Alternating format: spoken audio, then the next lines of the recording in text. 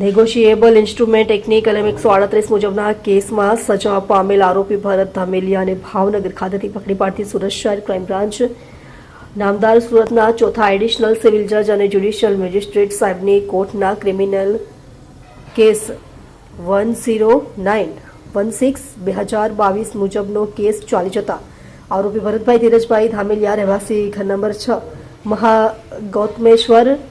ગુરુકુળ પાસે railway crossing Sihor Bhavnagar વાળાને 6 માસની સાદી કેદ તથા રોકડ દંડની સજાનો હુકમ કરવામાં આવેલ. મજકૂર સજા પામેલ આરોપી ભરતભાઈ ધામેલિયા પોતાની સજા વોરંટની બજવણી ટાળવા સારું પોતાનું રહેઠાણનું સરનામું વારંવાર બદલતો હોય, સજા વોરંટની બજવણી થતી ન હોય, નામદાર કોર્ટ દ્વારા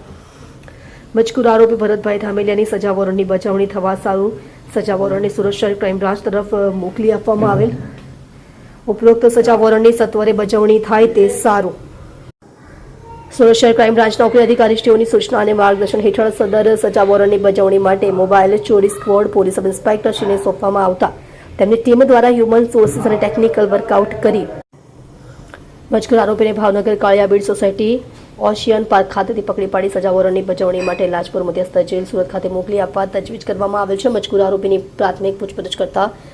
સન 2022માં સુરત કતારગામ સંજીવની ડિસ્ટ્રીબ્યુટરના પ્રોપરાઇટર ફરિયાદી શ્રી વિજયભાઈ સાંડિસ પાસેથી દવાનો જથ્થો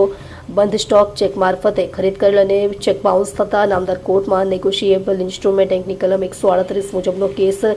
દાખલ કરવામાં આવેલ હતો. જે કેસ નામદાર કોર્ટમાં ચાલી જતા આરોપીને 6 માસની સાદી કેદ તથા ફરિયાદીને વળતર ચૂકવવાનો હુકમ કરવામાં આવેલ છે. આ સિવાય મજકૂર આરોપી વિરુદ્ધ અન્ય 7 જેટલા ચેક બાઉન્સના કેસ તથા સન 2024માં ભાવનગર સોનગઢ પોલીસ સ્ટેશન ખાતે છેતરપિંડીની ફરિયાદ દાખલ થયેલ છે.